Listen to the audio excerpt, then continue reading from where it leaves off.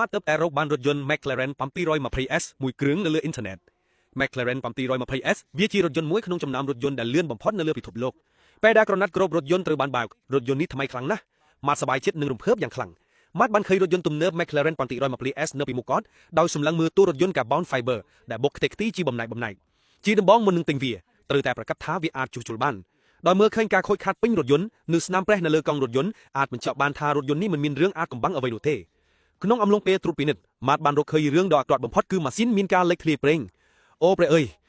នេះពិតជាអាក្រក់ណាស់ម៉ាត់ចង់ដោះកាំងខាងក្រោយចេញដើម្បីងាយស្រួលពិនិត្យប៉ុន្តែបច្ចុប្បន្នវាមិនងាយស្រួលនៅក្នុងការដោះចេញទេដូច្នេះគាត់អាចត្រឹមតែពិនិត្យមើលតាមចន្លោះប្រហោងប៉ុណ្ណោះតាមចន្លោះប្រហោងបំពង់ប្រេងហ៊ីត្រាសាសទាំងនេះមើលទៅមានស្ថានភាពល្អ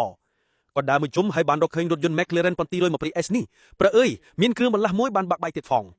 ការខូចខាតគឺធ្ងន់ធ្ងរណាស់អាចឃើញថាកង់រថយន្តបានទាញបញ្ជូនចលនាចេញពីប្រអប់លេខដោយបង្ខំកង់រថយន្តដែលបែកបាក់ខូចត្រង់ធ្ងន់នឹងប្រេះគឺមិនអាចជួសជុលតតែសោះចានហ្វ្រាំងដែលប្រេះនៅគ្រប់ទីកន្លែងក៏ដូចជាគ្រឿងបន្លាស់ប្រភេទនេះគឺមិនអាចជួសជុលឡើយម្ចាស់រថយន្ត McLaren ដឹងថាទូរថយន្តរបស់វាផលិតពី Carbon Fiber ដែលធ្វើឲ្យវាកាន់តែស្រាលហើយនៅពេលមានគ្រោះថ្នាក់ភាពរឹងមាំរបស់វាក៏អាចធានាសុវត្ថិភាពផងដែរ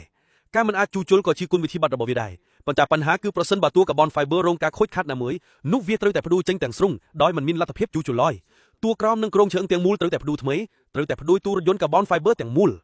ម៉ាត់យករថយន្តទៅផ្ទះហើយបានរកឃើញរឿងមួយដែលធ្វើឲ្យគាត់ព្រួយបារម្ភពួកគេបានរកឃើញលាមកសត្វដែលនេះមិនមែនជារឿងល្អនោះទេបន្ទាប់ពីពិនិត្យពួកគេបានរកឃើញថាវាជាសត្វកំប្រុកសំណាងល្អថាវាជាសត្វកំប្រុកមិនមែនជាសត្វកណ្ដុរទេបើមិនដូច្នេះទេពួកគេនឹងត្រូវពិនិត្យមើលបំពង់ប្រេងនិងខ្សែភ្លើងរបស់រថយន្តទាំងអស់យ៉ាងល្អិតល្អន់ដែលនោះជាបញ្ហាធំ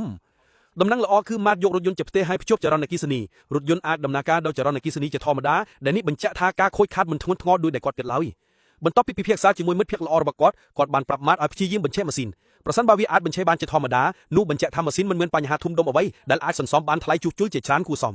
បងប្រុសរបស់ម៉ាត់បានប្រាប់គាត់ថាតួបូនឹងល្អមិនណាមានបញ្ហាទេប្រសិនបើវាមិនអាចបញ្ឆេះបានជាធម្មតាទេនោះរថយន្ត McLaren ប៉ុនទី120S នេះការជួសជុលនឹងក្លាយទៅជាការចំណាយមិនចប់ទៅ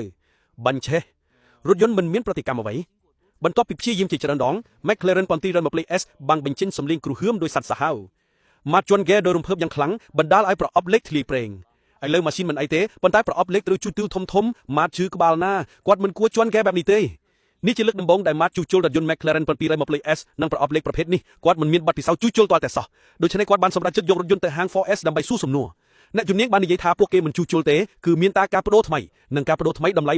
$60,000ដូច្នេះម៉ាត់បានតាក់ទងបងប្អូនជីដូនរបស់គាត់បាននាំបងប្អូនជីដូនរបស់គាត់ទៅកន្លែងដែលរថយន្តចតបងប្អូនជីដូនបាននិយាយថាគាត់អាចជួយពួកគេរកប្រអប់លេខមួយទឹកបានហើយបាននិយាយថាការទិញប្រអប់លេខថ្មីសម្រាប់រថយន្តនេះមិនខុសតាទេនៅភាគបន្ទាប់យើងនឹងមើលពីរបៀបដែលម៉ាត់ជួសជុលរថយន្ត McLaren ប៉ុនទី120S នេះដោយចំណាយលុយតិចបន្តិច